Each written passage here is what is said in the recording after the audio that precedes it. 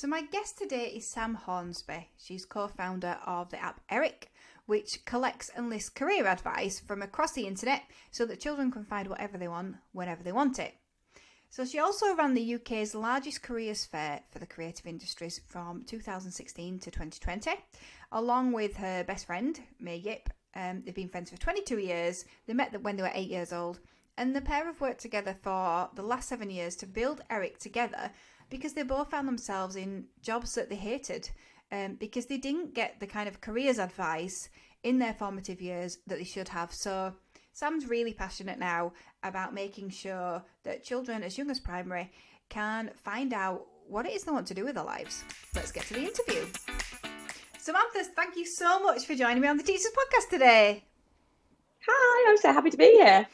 So we're going to talk about careers, which I think is a really good topic to talk about. I always like it when I've got something a little bit different to talk about, so this is really good. So can you explain then what Eric is to teachers? Because they might not have heard of it ever before. Yeah, absolutely. Well, it has actually just launched, so I expect it's new to most people.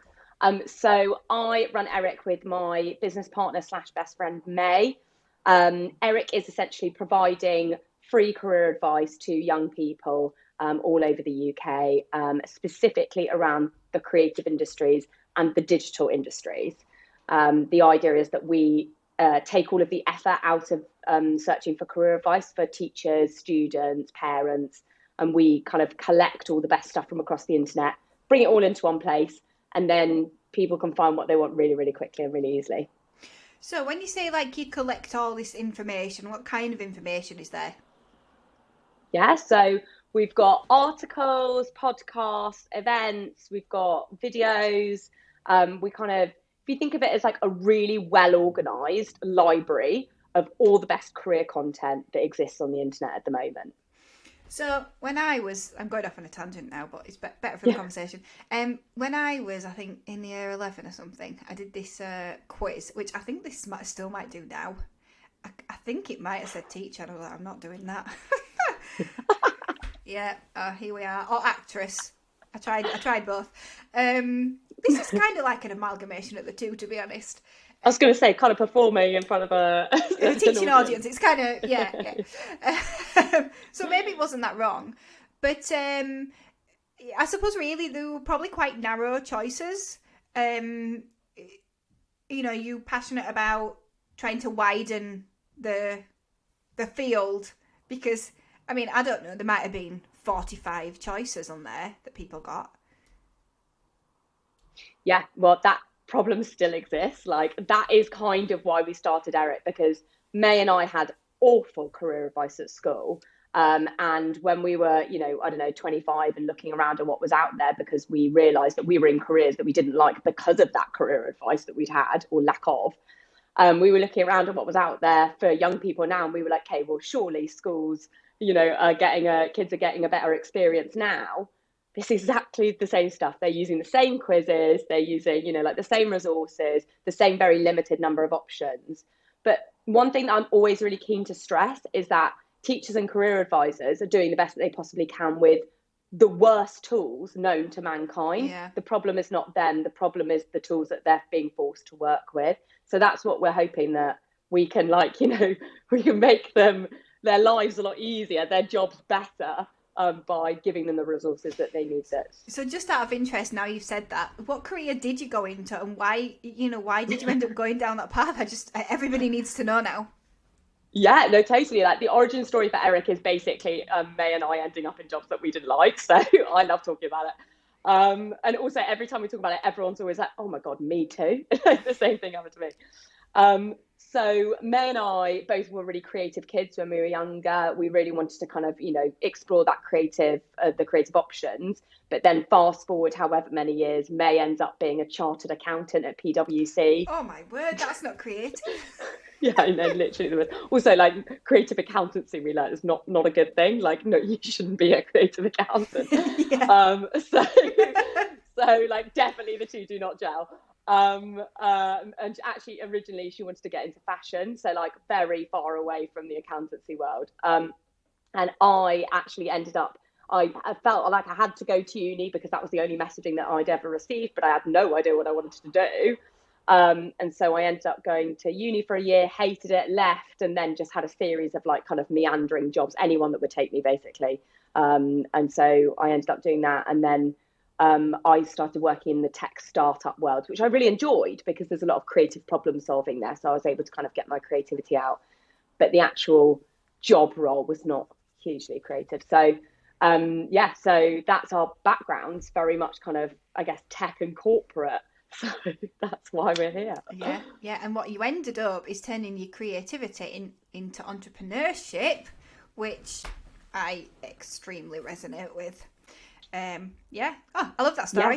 Yeah. Thank you for that. So obviously listeners of the Teachers Podcast are primary school teachers.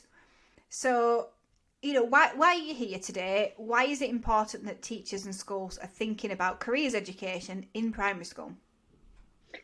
Yes. Okay. So the product that we've created, the Eric app, is actually only available for 16-year-olds and up. But I'm here to say that the career education stage needs to start a lot earlier than when they're on the app. It needs to really start when they're in primary school. I think it's become increasingly apparent to May and I that the more we talk to young people, the more we realise that they're going into their GCSEs, exactly like you said before, aware of essentially like 40 different career options. And as a result, they're very unprepared to make the kind of life decisions that they are under increasing amounts of pressure to make. You know, I've spoken to so many young people who are like, I got my first bit of career advice in my first year of, you know, GCSEs, and now I'm being forced a couple of months later to make a decision about what I want to do for the rest of my life. And that is not a good education, you know, like time frame. We need to start a lot earlier than that. And also, when you start earlier, you have a lot more time to, you know, like, I guess, dedicate, or not. There's a lot less pressure on these young people to make a decision here and now. You know, when you get to the finish line and you're like, oh, by the way, here are your options, make a quick decision, then people do it under pressure and they're like panicking. So if we start that education stage, if we start the education process like years and years earlier, then people can take their time about it. They can understand what bits of their personality resonate with what jobs, you know, what industries are most attractive to them, but without that, you know, I guess, extreme pressure on making a life-changing decision. Yeah, no, I completely agree. And I think for me, I feel like I was kind of lucky because I was into performing arts. I wanted to do performing arts. I didn't think my mum would like it. She kind of just went, okay. And just, I was surprised really that she was so good that way. And did I think that I'd end up with a career in performing arts? I wasn't sure.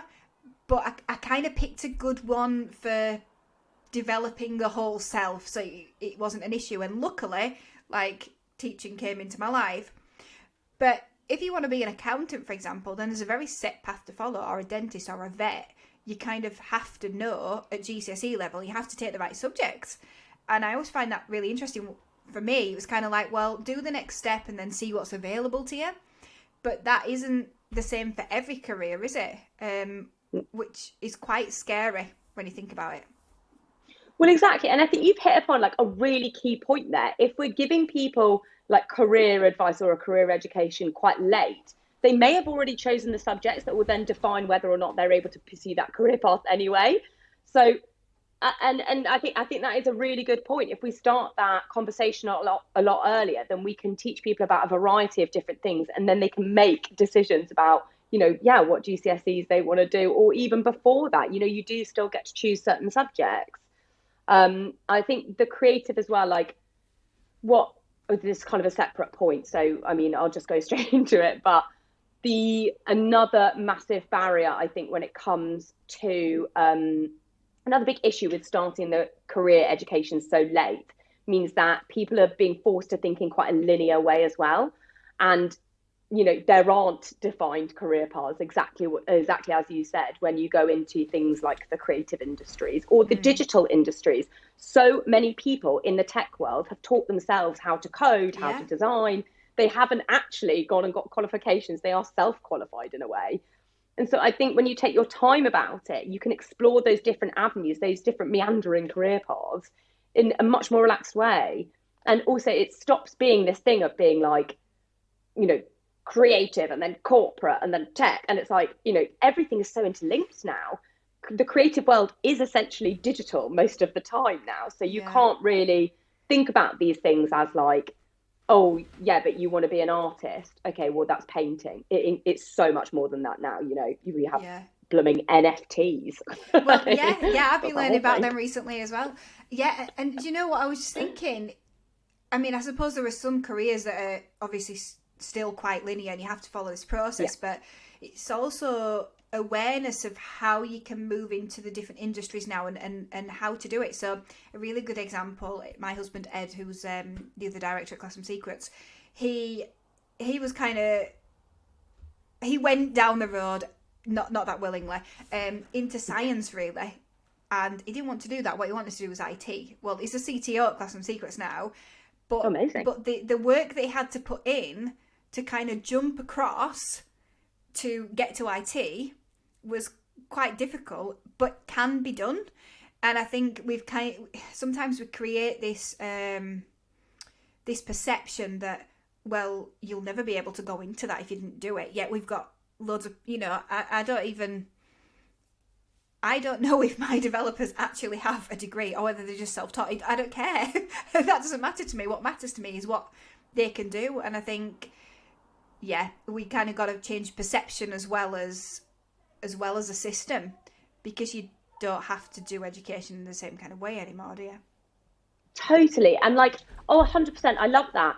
And I think it's also really interesting what you said there at the beginning about your husband. You know, he had the career path and he knew exactly what to do. You know, he was like, I'm going to go do this, do my degree, then I'll get a job there, then I can climb the ladder and do that, you know.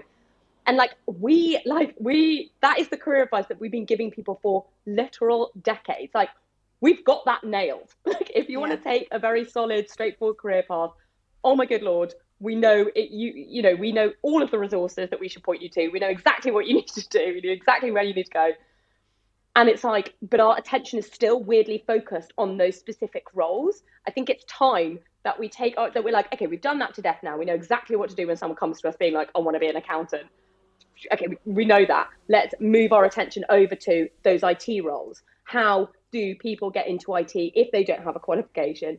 Do you have to have a qualification? Like, to start shifting our attention into the industries where we literally have never paid any attention to the careers within them. Yeah, yeah. So, have you got any ideas on how primary school teachers can start highlighting some of these issues really before it's too late? Yes, absolutely. You know what? I used to be slightly skeptical about people coming into assemblies and talking about their jobs and things like that, because I was like, I remember when I was at school and I was so bored, you know, in assemblies or whatever.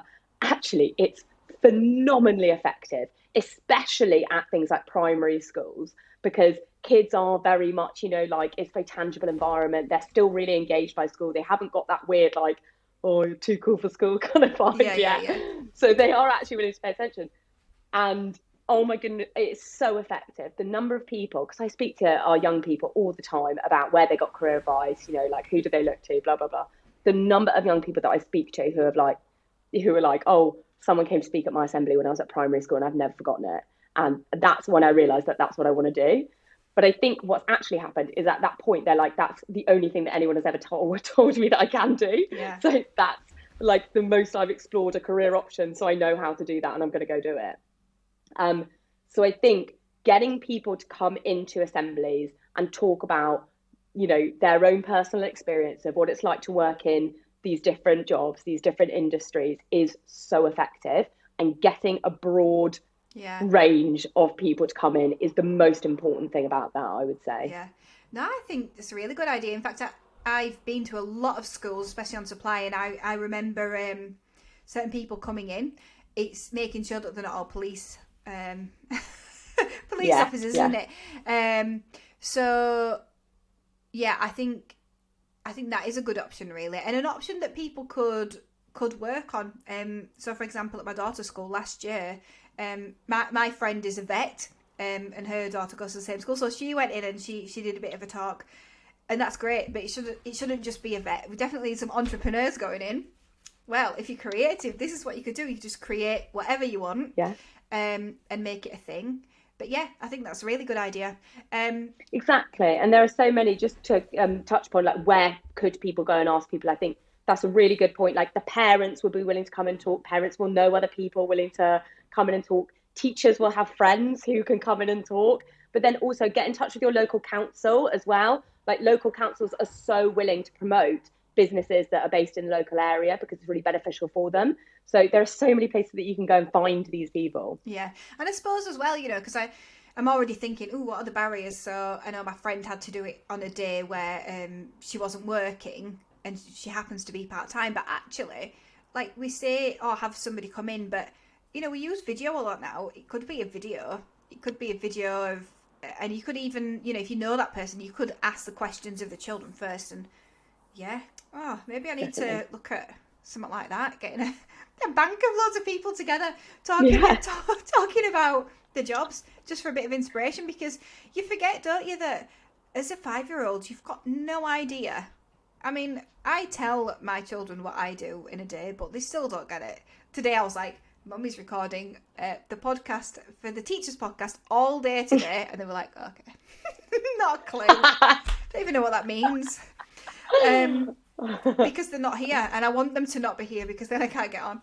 So it's difficult, isn't it? And I think with people working from home now as well, it's in some ways you could see it, but in other ways it's no idea, because Mummy's just at home. Mummy's not doing anything. Mummy doesn't work for money. But yeah, super. Okay, so where can we find you then?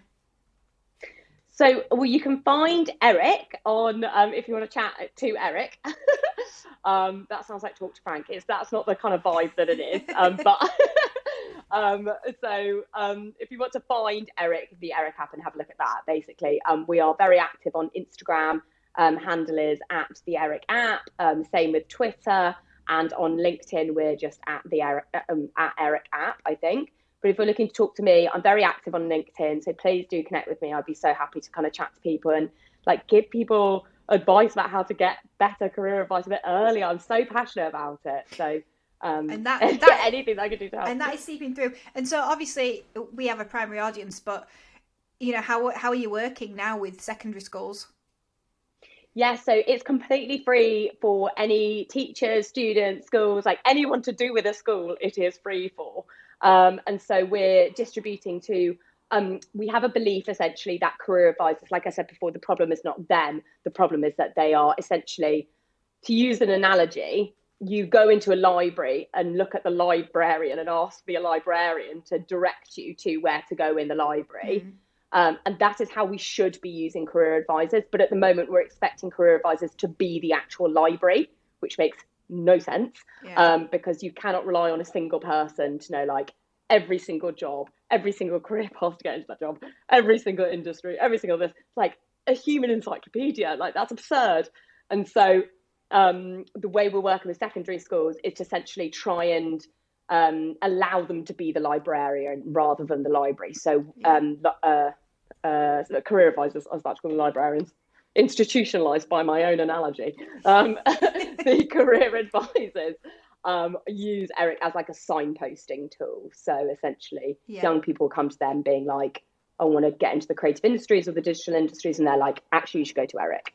No, I love that, because you only know what you know, and it'd be very easy for a career advisor, I guess, to push somebody down a 40 career route based on their experiences, but not really, no, because we're not experts in everything. And especially, as teachers, a lot of us as teachers have gone into teaching, and yes, we can know about other careers, but we don't necessarily know the details. So it's kind of odd in a way that we're in that position where we have to help children find what it is they really want to do when we don't really have that understanding ourselves.